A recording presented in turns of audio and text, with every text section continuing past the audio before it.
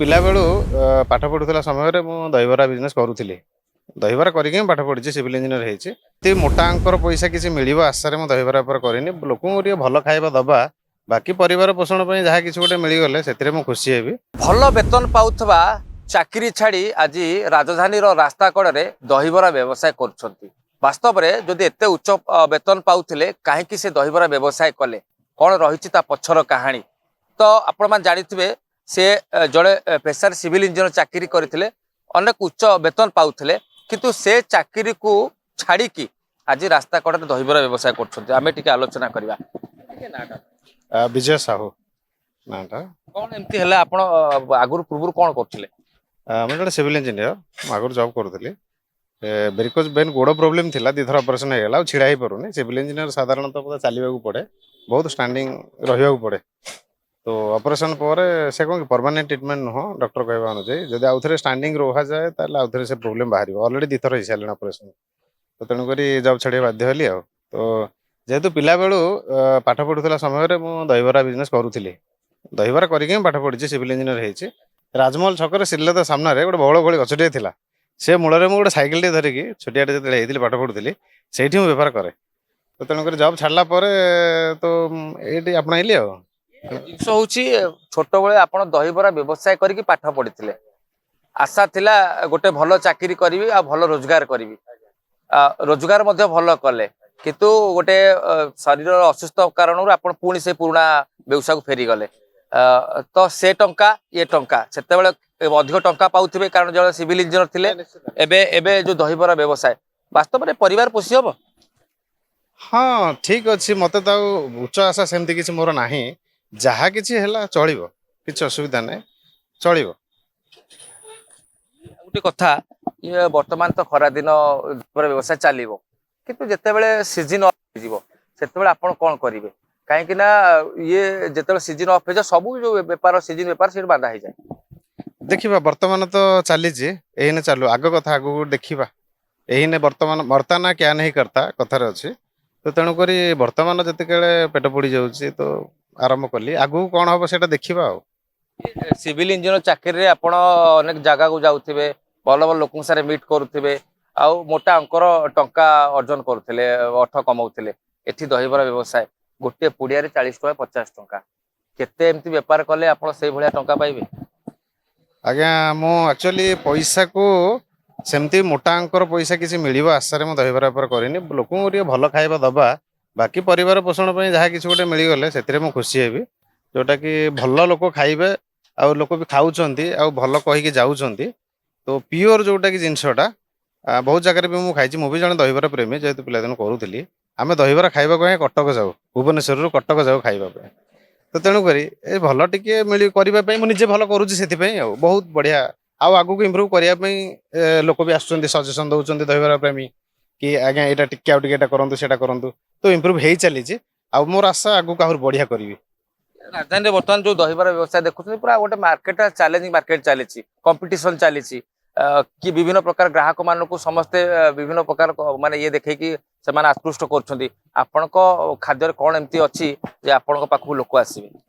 Actually ଆଜ୍ଞା ମୋର pure ଜିନିଷ, ଯେହେତୁ ବିରି ଆଉ ଅରୁଆ ଚାଉଳ ଯୋଉଟାକି ବରାରେ, ଆଉ ସେଥିରେ ସୁଜି ମିଶେନି କି ଆଉ କୌଣସି ଅନ୍ୟ ଜିନିଷ ମିଶେନି। ଆଉ ଆଳୁଦମଟା ମୁଁ ପିଓର ସୋରିଷ ତେଲରେ ବନାଏ। ଆଉ ବାସ୍ ଭଲ ଜିନିଷ ଆଉ ପିଓର, ଯୋଉଟାକି ଆଉ କୌଣସି ଭେଜାଲ ସେମିତି କିଛି ମିଶାଏନି, କଲର ତ ବିଲକୁଲ ନାହିଁ। ହଁ, ଏଇ ଯୋଉ ଆପଣ ଯୋଉ କଥାଟି ବର୍ତ୍ତମାନ କହୁଛନ୍ତି, ଯେ ଆପଣଙ୍କର ଦହିବରା ଦୋକାନ ନା ବିଜୁ ଭାଇ ଦହିବରା ବ୍ୟବସାୟ କରିକି ବିଜୟ କରିପାରିବେ? ଅ, ଦେଖିବା, ଚାଲିଛି ତ। ବିଶ୍ୱାସ ଭରସା ଅଛି ଯେ ଆପଣ ଏ ବ୍ୟବସାୟ କରିକି ଲୋକମାନଙ୍କର ମନ ଜିଣି ପାରିବେ? ଆଉ ଭରସା ଅଛି, ଭରସା ଅଛି। ଅଛି। ଯଦି ଜଣେ ଲୋକ ଆସିବ ଆପଣଙ୍କ ଦୋକାନ ଖୋଜିବା ପାଇଁ, କ'ଣ ଆଡ୍ରେସ ରଖିବେ ଆପଣ? କୋଉଠି? ଆମର ପଟିଆ ଛକରୁ ଇନଫୋସିଟି ଆସିଲା ବେଳେ, ପଟିଆ ଇନଫୋସିଟି ରୋଡ। କ'ଣ ରହୁଛି ଆପଣଙ୍କର ପ୍ରାଇସ୍, କ'ଣ ରହୁଛି? ଗୋଟିଏ ପ୍ଲେଟ୍ ସେଇ 50 ଟଙ୍କା ରହୁଛି। କିନ୍ତୁ ଯିଏ ସେମିତି ମାନେ ନାହିଁ ଯେ 50 ଟଙ୍କା କମ୍ ହେଲେ ବି ଦିଆଯାଉଛି, ଯିଏ ଯେମିତି ମାଗିଲା ଦିଆଯାଉଛି, ସେମିତି କିଛି ଇଏ ନାହିଁ। କିନ୍ତୁ 50 ଟଙ୍କା ମିନିମମ୍ ଗୋଟେ ରଖାଯାଇଛି, 40 ଟଙ୍କା 30 ଟଙ୍କାରେ ମୁଁ ଦଉଛି ସେମିତି କିଛି ନାହିଁ ମୋ ମତ ହଉଛି ଆସନ୍ତୁ ଲୋକ ଖାଇକି ଯାଆନ୍ତୁ ସନ୍ତୁଷ୍ଟ ହୁଅନ୍ତୁ ଆଜ୍ଞା। ଲୋକ ସେଇଭଳିଆ ତା ପାଖରେ ପଇସା ନାହିଁ ଆପଣ ଯୋଉ କଥା କହୁଥିଲେ ଖାଇବାକୁ ଇଚ୍ଛା ହେଲା ଆପଣ କଣ କରିବେ? ହଁ ଠିକ କିଛି ମୁଁ କେବେ କାହାକୁ ଏଠି ମୁଁ ପଇସା କାହାକୁ ମାଗିନି ଆଉ ଲୋକ ସବୁ ଖୁସିରେ ଦେଇକି ଯାଆନ୍ତି ଗହଳି ଯେତିକି ହେଇଯାଆନ୍ତି ମୁଁ ବି ସେମିତି କିଛି କେବେ ବି ଏବେ ବି ଦେଖିନି ଯେ ଲୋକ କିଏ ଏମିତି ଫେରିକି ଯିବାର ଆସନ୍ତି ପଇସା ଦେଇକି ଯାଆନ୍ତି ସେ ନିଜେ ପେ କରିଦିଅନ୍ତି ମୁଁ ବି ଯେହେତୁ ଅଭ୍ୟାସ ଛାଡି ଯାଇଛି ଗହଳିରେ ମୁଁ ବି ହିସାବ ରଖିପାରେନି ଲୋକମାନେ ଯାଚିକି ଦେଇକି ଯାଆନ୍ତି। ଦହିବରା ବ୍ୟବସାୟ କରିକି ଆପଣ ଚାକିରିଟେ ପାଇଲେ ଭଲ ପାଠ ପଢିଲେ ଚାକିରିଟେ ଖାଇଲେ ପୁଣି ସେ ପୁରୁଣା ଜାଗାକୁ ଫେରି ଯାଉଛନ୍ତି ବ୍ୟବସାୟକୁ ଫେରିଗଲେ ପରିବାର ଚଳେଇବା ତା ସହିତ ଗୋଟେ ଆପଣ ଦେଖୁଛୁ ଗୋଟେ ଗାଡିରେ ମଧ୍ୟ ଆପଣଙ୍କର ଷ୍ଟଲ୍ ଲାଗିଛି ଇଏ ଗାଡିର ସମସ୍ତ ଖର୍ଚ୍ଚ ପିଲାମାନଙ୍କୁ ମଧ୍ୟ ରଖିଛନ୍ତି ବହନ କରିପାରିବେ? ଦେଖିବା କଣ ହଉଛି କାହିଁକି ନା ସ୍ୱଚ୍ଛତାକୁ ଲକ୍ଷ୍ୟ ରଖିକି ଗାଡିଟି କରିଛି ଯେହେତୁ ସବୁ ସ୍ୱଚ୍ଛତା ରହିବ ଆଉ ହାଇଜେନିକ ବି ମେଣ୍ଟେନ ହବ ସେଥିପାଇଁ ଗାଡିଟି କରିଛି ଆଉ ଦେଖାଯାଉ ଆଗକୁ କଣ ହଉଛି। ଅନେକ ଜାଗାରେ ଆମେ ଦେଖିଛୁ ଯୋଉମାନେ ବ୍ୟବସାୟ କରନ୍ତି ସ୍ୱତନ୍ତ୍ର ଆପଣ ଆମେ ଦେଖୁଛୁ ଯେ ଆପଣ ସ୍ୱଚ୍ଛତା କଥା କହିଲେ ମୁଣ୍ଡରେ ମାସ୍କ ଲଗେଇଛନ୍ତି ଅନେକ ଜାଗାରେ ମାସ୍କ ମଧ୍ୟ ଠିକ ସେ ଲଗାନ୍ତିନି ହାତ ପରିଷ୍କାର ନଥାଏ ଯୋଉଠିକି ଲୋକମାନେ ଟିକେ ଅସନ୍ତୁଷ୍ଟ ହୁଅନ୍ତି କିନ୍ତୁ ଆମେ ବି ଦେଖୁଛୁ ଆପଣ ପରିଷ୍କାର ପରିଚ୍ଛନ୍ନ ଅଛି ମାନେ ଆପଣଙ୍କର ସନ୍ଦେଶ ନା? ନାଇଁ ଏଇଟା ମୋ ସନ୍ଦେଶ ଯେ ପରିଷ୍କାର ପରିଚ୍ଛନ୍ନତା ଆଉ ହାଇଜେନିକ ମେଣ୍ଟେନ ରଖିବାଟା ଏଣି ଆଗକୁ ଆହୁରି ବି ସଜେସନ ଯୋଉମାନେ ଦଉଛନ୍ତି ଆଗକୁ ଆହୁରି କରିବି ଚେଷ୍ଟା ଚାଲିଛି। ଇଏ ପୂର୍ବରୁ ଯେତେବେଳେ ଛୋଟବେଳେ ଆପଣ କେତେ ବର୍ଷ ଦହିବରା ବ୍ୟବସାୟ କରିଥିଲେ ବର୍ତ୍ତମାନ କେବେଠୁ ଆରମ୍ଭ?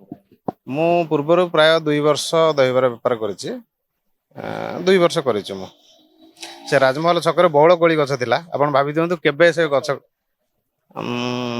2009-10 କଥା 9-10-11 ସେତେବେଳେ କଥା ଆଜ୍ଞା ଆଜ୍ଞା ଆଜ୍ଞା ଆଜ୍ଞା ଆଜ୍ଞା ଆଜ୍ଞା କେତେ ମାସ ହେଲା ଦୋକାନ? ଏବେ 8 ଦିନ ହେଲା ଖୋଲିଛି ତ 8 ଦିନ ହେଲା ଖୋଲିଛି ଆଜିକି ମିଶେଇକି 9 ଦିନ ହେଲା କଷ୍ଟମରଙ୍କର ଭଲ ରିଭ୍ୟୁ ବହୁତ ଭଲ ଅଛି ରିଭ୍ୟୁ। କିଏ ପରିବାର ରହୁଛନ୍ତି? ବାପା ବୋଉ ସାନ ଭାଇ ସାନ ଭାଇଙ୍କର ଝିଅ ମୋ ୱାଇଫ ମୁଁ ବୁଢୀ ମା ବି ଅଛି ମୋର ଗୋଟେ ଛୋଟିଆ ପୁଅଟେ ସବୁ। ନିହାତି ଭାବେ ଆପଣ ଦେଖୁଥିଲେ ଯେ ଇଏ ପାଖାପାଖି 16 ବର୍ଷ ପୂର୍ବେ ଇଏ ଦହିବରା ବ୍ୟବସାୟ କରିକି ନିଜେ ପାଠ ପଢିଥିଲେ ସେ ଟଙ୍କାରେ ଏବଂ ଗୋଟିଏ ଭଲ ଚାକିରିଟେ କରିଥିଲେ ସିଭିଲ ଇଞ୍ଜିନିୟର ଚାକିରି ଭଲ ବେତନ ମଧ୍ୟ ପାଉଥିଲେ କିନ୍ତୁ ଶରୀର ଅସୁସ୍ଥତା ଅର୍ଥାତ୍ ଦୁଇଟି ଗୋଡ ଠିକ ସେ ଫଙ୍କସନ କଲାନି ଯୋଉଥିପାଇଁ କି ସେ ବର୍ତ୍ତମାନ ରାଜରାସ୍ତାରେ ଦହିବରା ବିକୁଛନ୍ତି ଅର୍ଥାତ୍ 16 ବର୍ଷ ପରେ ପୁଣି ସେ ତାଙ୍କ ପୁରୁଣା ବ୍ୟବସାୟକୁ ଫେରିଛନ୍ତି ବ୍ୟବସାୟ କରୁଛନ୍ତି କିନ୍ତୁ ଗୋଟିଏ କୁ ପ୍ରାୟୋରିଟି ଦଉଛନ୍ତି ସ୍ୱଚ୍ଛତାକୁ ପୁରା ପ୍ରାୟୋରିଟି ଦିଆଯାଉଛି ଏବଂ ହାଇଜେନିକ ମଧ୍ୟ ତାଙ୍କର ଖାଦ୍ୟରେ ଅଛି ବୋଲି କହୁଛନ୍ତି ଏବଂ ଗୋଟେ ବଡ କଥା ହେଉଛି ଯୋଉମାନଙ୍କ ପାଖରେ ବି ସେଭଳି କିଛି ପଇସା ନାହିଁ ଅଳ୍ପ ପଇସା ଅଛି ତାଙ୍କୁ ମଧ୍ୟ ସୁଯୋଗ ଦିଆଯାଉଛି ବା ତାଙ୍କୁ ମଧ୍ୟ କୁହାଯାଉଛି ଆପଣ ଖାଇପାରିବେ ଇଏ ହଉଛି ଗୋଟେ ମାନବିକତାର ପରିଚୟ କିନ୍ତୁ ଇଏ ଦେଖୁଥିଲେ ଚିତ୍ର ଯେ ପଟିଆର ଯୋଉ ରାସ୍ତା କଡରେ ଯୋଉ ଅଛି ଇନଫୋସିସର ସେ କଡରେ ଦହିବରା ଦୋକାନ କରିଛନ୍ତି ବିଜୁ ଭାଇ ସତ କିନ୍ତୁ ବିଜୟ କେତେ କରିବେ ତାହା ତ ଆଗାମୀ ସମୟ କହିବ କିନ୍ତୁ ଇଏ ଦହିବରା ଦୋକାନ ଦେଖିଲେ ଆପଣ ଜାଣୁଥିବେ ସ୍ୱଚ୍ଛତା ହିଁ ସ୍ପଷ୍ଟ ବାରି ହେଇ ପଡୁଛି ଏବଂ ସମସ୍ତ ଲୋକଙ୍କ ପାଇଁ